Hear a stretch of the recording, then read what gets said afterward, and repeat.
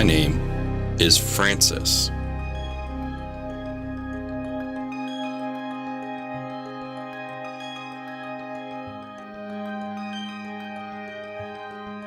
What's your name?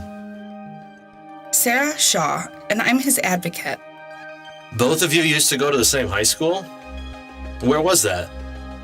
You graduated from Michigan School for the Deaf in Flint, right?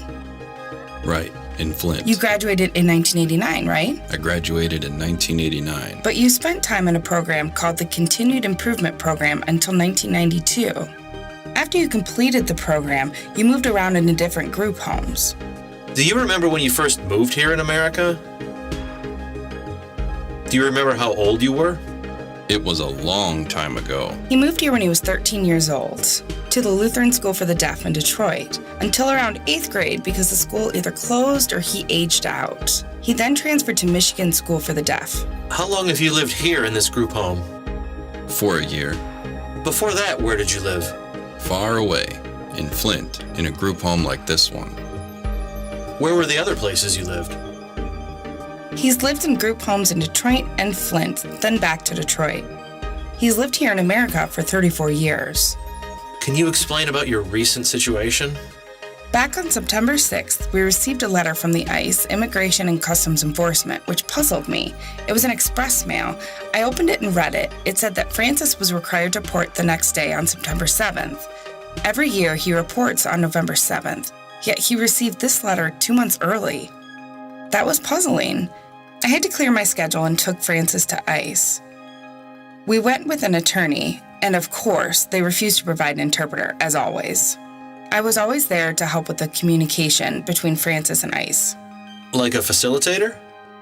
Yeah, like a facilitator. So after some discussion, a man appears and explained that he was covering for the usual officer. When you say officer, you mean an immigration officer?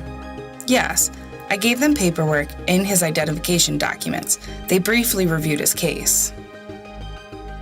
They then handed us a letter that stated that he was to be deported the following week, on September 11th. How long did he have between receiving the letter and the deportation date? Just 4 days? So the attorney and I tried to plead our case.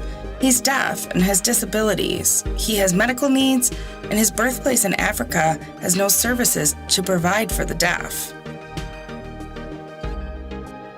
After some discussion, the ICE supervisor was summoned.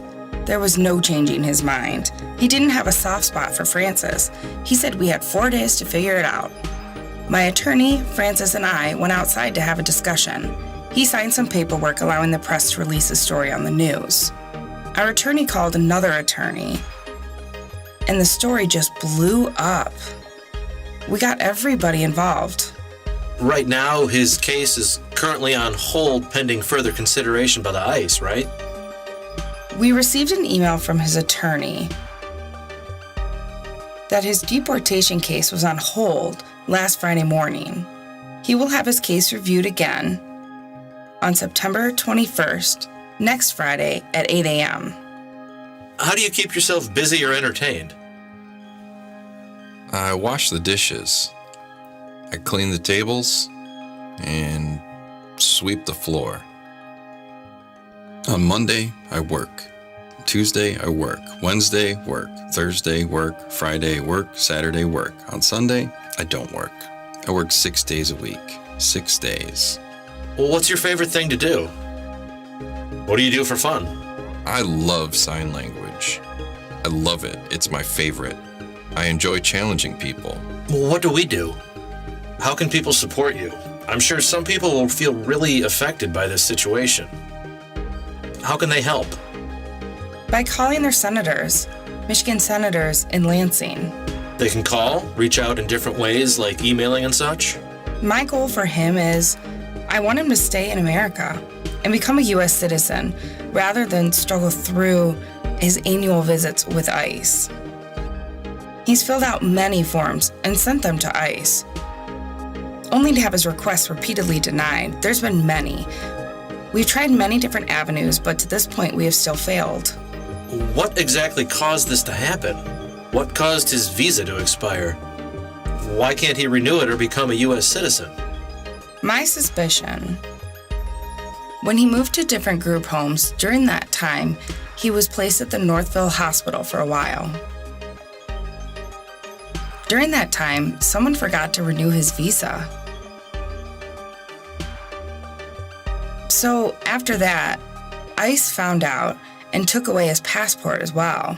Which means he's stuck here. He cannot go anywhere? Can he do things on his own?